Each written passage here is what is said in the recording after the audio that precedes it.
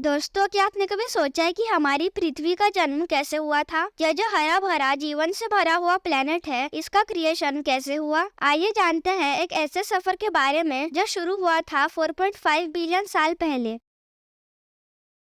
एक समय था जब ना पृथ्वी थी, ना चंद्रमा, ना सूरज का पूरा परिवार, सिर्फ एक बेहतरीन कियोस्क था। गर्म गैसों और धूल का बड़ा सा क्लाउड, जिसे हम कहते हैं सोलर नेब्यूला। ये सब कुछ स्पेस में घूम रहा था। फिर कुछ ऐसा हुआ जिसे हम कहते हैं ग्रेविटेशनल कोलैप्स। एक स्टार का जन्म होने लगा। यह था हमारा सूरज, और उसके आसपास धूल और छोटी छोटी चट्टानों से बने टुकड़े एक दूसरे से टकराने लगे, चिपकने लगे। ये छोटी छोटी चट्टानों से मिलकर बना एक यंग प्लेनेट, पृथ्वी का सीड फॉर्म। इस स्टेज को कहते हैं प्लेनेटेसिमल स्टेज। धीरे धीरे ये बॉडी बड़ी होती गई और टकरावों से एनर्जी बनी जो इस प्लेनेट को गर्म बनाती गई। एक वक्त आया जब पूरी पृथ्वी एक मोल्टन लावा बॉल थी, आग का गोला। इस समय कोई एटमॉस्फेयर नहीं था, कोई समुद्र नहीं था, सिर्फ गर्मी, आग और आसमान से गिरते एस्टेरॉइड्स और मीटियोर्स। लेकिन पृथ्वी का ये आग का रंगमंच कभी खत्म नहीं हुआ था। तकरीबन 4.4 बिलियन सालों पहले एक मार्स साइज्ड प्लेनेट, जिसे साइंटिस्ट ने नाम दिया थिया, पृथ्वी से टकराया। इस टकराव से निकले टुकड़ों ने मिलकर बनाया हमारा चंद्रमा, और तब से चंद्रमा पृथ्वी के चारों तरफ घूम रहा है, हमेशा के लिए। अगले कुछ करोड़ों सालों में पृथ्वी थोड़ी थोड़ी ठंडी होने लगी। जब सरफेस ठंडा हुआ, तब गैसेस जारी होने लगी, जैसे वाटर वेपर, कार्बन डाइऑक्साइड और नाइट्रोजन। ये गैसेस मिलकर बनाया हमारा पहला एटमॉस्फेयर। शुरुआती एटमॉस्फेयर में ऑक्सीजन नहीं था, लेकिन बारिश होने लगी और धीरे धीरे समुद्र बनने लगे। ये था एक टर्निंग पॉइंट। अब जब पृथ्वी पे समुद्र थे और टेम्परेचर थोड़ा स्टेबल था, तो शायद इसी एनवायरनमेंट में जीवन का बीज बोया गया। साइंटिस्ट कहते हैं लाइफ शायद डीप ओशंस के अंदर हाइड्रोथर्मल वेंट्स के पास शुरू हुआ।